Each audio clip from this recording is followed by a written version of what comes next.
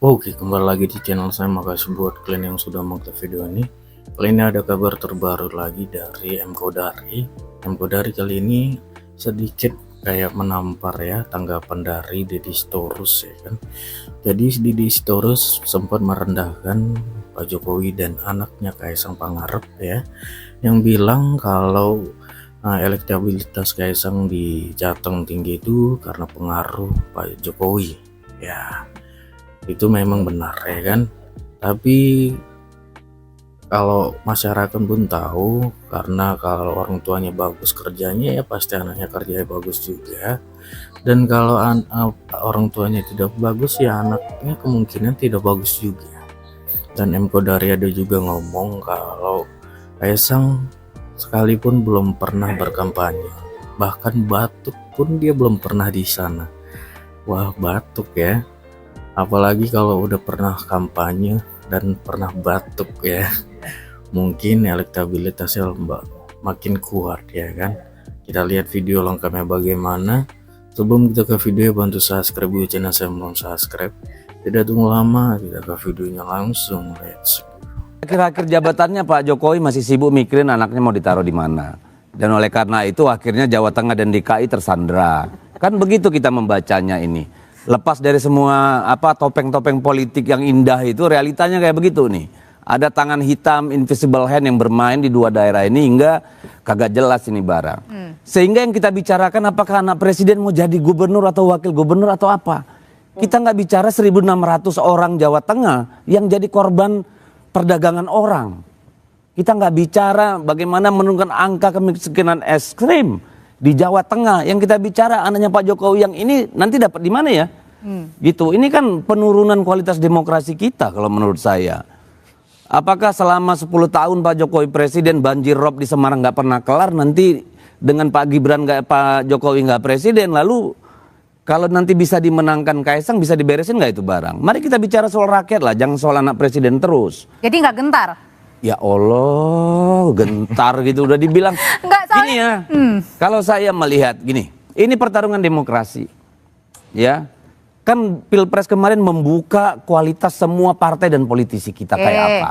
Yang menjilat ludahnya sendiri, ya, yang menarik kata-katanya dari pembenci jadi penyembah. Ini kan di sini rakyat akan diberi kesempatan untuk menilai. Tapi kenapa? Karena ini menyangkut masa depan mereka sendiri. Mungkin kalau presiden kemarin itu terlalu jauh. Tapi ini pemimpin daerah nggak bisa main-main. Tapi masalahnya di survei contohnya di Litbang Kompas aja belum ada nih nama-nama dari kader PDI Perjuangan yang kemudian masuk dalam list untuk disurvei. Karena PDI Perjuangan tidak pernah bersandar pada orang per orang. Kita bersandar pada kolektivitas dan gotong royong. Jadi apalagi namanya survei sekarang, mau dibikin siapa nomor berapa juga kan suka-suka hati asal kuat bayar kan gitu. Kenapa kata ini Kaisang anak presiden menjadi sesuatu yang sangat mengganggu nalar saya gitu. Nah itu Uki yang sebenarnya bisa menjawab itu, Bang. Kita sudah punya presiden sampai 7. Belum pernah saya mendengar ada orang bilang karena dia anak presiden. Itu kutukan bagi kita itu kalau menurut saya. Gak boleh itu. Karena Pak Jokowi juga sudah pernah ditanya sama wartawan, ini Mas Kaisang mau maju mana, Jakarta atau Pilkada Jawa Tengah? This is not right. Begini, ketika kita bicara orang karena bapaknya punya kuasa, kita sedang mengalami kemunduran. Begini, ini kan menarik nih sebenarnya soal Kaisang dan Jawa Tengah dalam konstelasi Pilkada Jawa Tengah ini gimana? Dan seberapa jauh misalnya ada Jokowi efek atau Prabowo efek bermain dalam Pilkada. Ya pertama begini sih, Jakarta itu jadi kolam hiu karena di sini kan ada petahana yang namanya Anies Baswedan dan memang surveinya kan dia nomor 1. Yang kedua di sini ada mantan petahana namanya Ahok, yang juga notabene banyak pengikutnya juga. Yang ketiga, calon ketiga di Jakarta ini kemungkinan namanya Ridwan Kamil, pernah petahana wali kota Bandung, pernah petahana Jawa Barat gitu. Jadi semuanya udah punya pengalaman yang panjang lah sebagai kepala daerah. Dan surveinya udah tinggi-tinggi. Ya saya kira udah pernah dibahas di sini ya bahwa 2-3 nama itu memang paling tinggi dibandingkan dengan yang lain. Nah sementara ada survei juga yang menunjukkan bahwa di Jawa Tengah Kaisang itu surveinya nomor 1. Gitu. Padahal dia belum mulai sama sekali. Kalau istilah saya kalau di Jawa Tengah itu Kaisang itu jangankan sosialisasi, batuk pun belum dia di situ. Belum batuk aja udah nomor 1. Gimana kalau dia batuk, gimana udah dia sosialisasi gitu. Gitu artinya sebagai sinyal dia mau maju kan gitu kan itu. Orang kan batuk-batuk itu ada batuk beneran, ada batuk kasih sinyal kan bahwa dia hadir gitu kan. Betul. Nah, di sana juga nggak ada petahana. Kenapa petahananya Ganjar Pranowo? Dia udah 2 kali gitu. Jadi dia udah nggak mungkin maju lagi sebagai gubernur. Lalu di antara survei-survei yang ada, memang belum ada yang sangat menonjol. Termasuk nama-nama yang sudah beredar, misalnya seperti Ahmad Lutfi, itu belum sangat-sangat dominan. Kalau di Jakarta kan Anies surveinya berapa? 40, dan sekian-sekian. Nah, Lutfi mungkin baru 20-an%. Nah terakhir, salah satu calon yang juga potensial, namanya Sudaryono, sekarang sudah jadi wamen. Udah nggak akan maju lagi di situ. Ya, itu yang menjadi latar belakang kenapa saya membuat istilah bahwa di Jakarta itu kolam ikan hiu dan di Jawa Tengah itu kolam ikan tongkol. Gede juga, tapi nggak segede hiu kan. Tongkol tuh gede juga, tapi nggak segede hiu. Bahkan Kaisang kalau masuk di Jawa Tengah, maju sebagai calon di Jawa Tengah, bisa-bisa dia yang jadi hiunya, yang makan ikan tongkol. Itu tadi. Gitu. Tapi kalau soal istilah ya, sebetulnya ada istilah lain yang mungkin bisa dipakai. Ini terminologi bisnis yang populer barangkali ya 5-10 tahun terakhir lah. Jadi di dalam terminologi bisnis ketika bicara peluang berusaha, kemudian strategi marketing, itu ada terminologi red ocean dengan blue ocean. Jadi red ocean itu adalah menggambarkan sebuah situasi di mana di dalamnya persaingan sudah sangat ketat, saking ketatnya itu saling menggigit satu dengan yang lain. Bahkan kanibal satu dengan yang lain. Jadi berdarah-darah lah. Jadi red ocean itu menggambarkan suatu persaingan yang sangat sengit, yang ibaratnya kalau di laut, ikan-ikan yang ada, hiu-hiu saling gigit, ya kan? Maka lautnya akan berubah dari biru menjadi merah. Merah oleh darah. Gitu. Kalau dalam sepak bola ada istilah partai neraka. Itu dia. Nah, lawannya adalah blue ocean. Blue ocean adalah sebuah situasi di mana sebuah lapangan di mana persaingannya masih belum terlalu ketat gitu. Mungkin pemainnya masih sedikit, ya kan? Konsumennya banyak. Sehingga tanpa harus saling menggigit pun masing-masing itu bisa hidup gitu. Jadi contoh red ocean dengan blue ocean itu mungkin lembaga survei barangkali.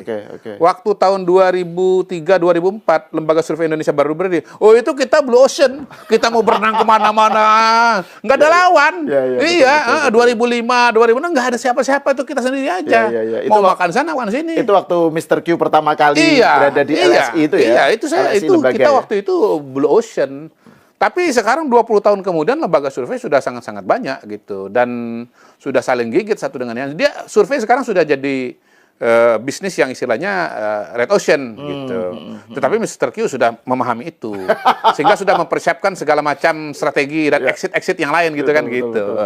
Jadi ya saya gambarkan atau saya ilustrasikan Jakarta ini sebagai red ocean. Di dalamnya itu persaingannya ketat, ada petarung-petarung yang kuat dan besar, sementara di Jawa Tengah itu blue ocean. Kita tuh bisa lebih berkembang, Mas Kaisang itu jauh lebih bisa berkembang di Jawa Tengah ya sebagai blue ocean. Nah itu belum kita menambahkan variabel-variabel advantage lainnya. Misalnya Pak Jokowi itu punya pengaruh yang sangat kuat di Jawa Tengah ketimbang di Jakarta. Pak Jokowi sangat populer dan sekali lagi sudah terbukti bahwa bagaimana popularitas Pak Jokowi di Jawa Tengah itu mampu menghantarkan kemenangan Prabowo Gibran di angka 53%. Sementara di Jakarta, walaupun menang 41%. Itu. Ya, yang itu Jawa Tengah notabene kandang banteng ya. Iya, gini, kalau bicara sekilas, ya seolah-olah Jawa Tengah itu daerah yang sulit. Tapi per hari ini saya katakan itu mitos. Oke. Pak Jokowi Prabowo Gibran telah membuktikan bahwa itu sebetulnya mitos. Kenapa? Di Solo yang menang siapa? Prabowo Gibran. Katanya Solo itu adalah kandangnya kandang banteng. Jawa Tengah itu kandang banteng, Solo adalah kandangnya kandang banteng gitu. Mak banteng kira-kira begitu kan. Perolehan suara PDI Perjuangan itu kan di antara semua wilayah di Jawa Tengah paling tinggi di Solo Raya gitu. Bukan di kota Solo sebetulnya. Yang paling besar itu kabupaten sebelahnya itu Boyolali itu yang paling tinggi. Tetapi itu kan disebut sebagai Solo Raya. Tapi ternyata di situ kan menangnya besar sekali Prabowo dan Gibran. Jadi bicara realita pada hari ini sebetulnya Jawa Tengah itu sudah jadi blue ocean, tidak sekental seperti yang diduga, bukan juga kandang banteng yang habis-habisan istilahnya harga mati, dan pada hari ini belum ada calon yang sangat populer. Calon dari PDI Perjuangan sekarang siapa yang tinggi, kompetitif nomor 1? Nggak ada calon dari PDI Perjuangan yang surveinya kayak Anies di Jakarta ini, nggak ada. Nggak ada. Bahkan kalau kita lihat dari daftar elektabilitas ya, Iya. Bambang Pacul itu, Pak Bambang Puryanto itu juga kan cuma 13 sekian gitu. Sementara Kaisang 20, kalau ini ya surveinya indikator ya. Iya. Kaisang 22, sekian, Pak Lutfi, Ahmad Lutfi 18, terus Taj Yassin ya, Maimun, wakil terus kemudian gubernur baru Pak Bambang Pacul. Gitu. Hendrar Prihadi misalnya. Gitu. Jadi kalau melihat nama-nama yang ada pada hari ini, ya boleh dibilang tidak mudah bagi PDI Perjuangan akan memenangkan. Bahkan kalau kita mengingat sejarahnya Ganjar dengan Mahfud pada saat Pilpres, awalnya dia nomor 1, tapi kemudian tersusul. Yang sudah unggul aja bisa dikejar dan ditinggalkan jauh, apalagi yang dari sekarang udah ketinggalan jauh. Iya itu. Ya, Samsul itu makin sulit disusul. Oh, itu singkatannya ya? Iya. Sebetulnya kan awalnya Samsul itu asalnya itu Asam asam sulfat. sulfat. Iya. Untuk mengejek Gibran Gibran. yang salah sebut asam folat jadi asam sulfat. Tapi ternyata ya ini malah jadi kekuatannya Gibran. Dan dipakai oleh Gibran. Iya, jurus Aikido, menggunakan tenaga lawan untuk mengalahkan lawan. Betul. Gitu. Nah itu ya, kalau kita melihat bahwa kalau dilihat dari hasil survei yang ada tentang Pilkada Jateng ya, yang tadi Mr. Q bilang Kaisang belum batuk aja atau ini aja sudah setinggi itu elektabilitasnya. Itu penjelasannya gimana? Apakah itu sesuatu yang expected, yang diduga semula, atau very much expected? Karena kan Kaisang kan justru malah tadinya dia beredarnya di Jakarta kan, karena sebagai ketua PSI, terus PSI punya kursi yang lumayan di Pileg Jakarta masih 8 kursi kalau nggak salah kan. Terus ternyata malah yang tinggi di Jawa Tengah. Gitu. Iya expected karena satu ya Pak Mas Kaisang itu kan nggak bisa dilepaskan dari Pak Jokowi. Yang kedua dari pengalaman saya di berbagai daerah dalam konteks pilkada. Daerah-daerah di mana tingkat kepuasan kepada ayah tinggi, itu biasanya dukungan kepada anak itu juga tinggi. Sebaliknya kalau kepuasan kepada bapak rendah, dukungan kepada anak juga rendah. Dan yang paling mutakhir adalah sekali lagi, kemenangan telak Prabowo Gibran di Jawa Tengah. Gitu. Jadi walaupun belum melihat survei, insting saya sudah mengatakan kayaknya Kaisang ini akan lebih potensial di Jawa Tengah ketimbang Jakarta. Dan tadi kita kan punya wawasan bisnis juga. Jawa Tengah ini Blue Ocean. Jakarta itu Red Ocean. Jadi ada istilah baru ini. Red Ocean lawan Blue Ocean. Gitu. Memperkaya istilah. Tadi kan ada tongkol dan hiu. Iya, itu istilah perikanan. Ya. Karena sekarang istilah manajemen, istilah market. Oke, itu dia videonya. Gimana menurut kalian ya? Wah, ungkapan M. Kodari memang selalu menarik ya kan. Apalagi kita gampang mengerti dengan ungkapannya. Ya betul sekali, sejauh ini memang belum pernah Kaisang kampanye ataupun batuk di sana ya, tapi elektabilitasnya sudah tinggi. Wah, kita lihat ya gimana kabar selanjutnya. Oke, itu sekian video dari saya dan sampai bertemu di video saya selanjutnya. Bye.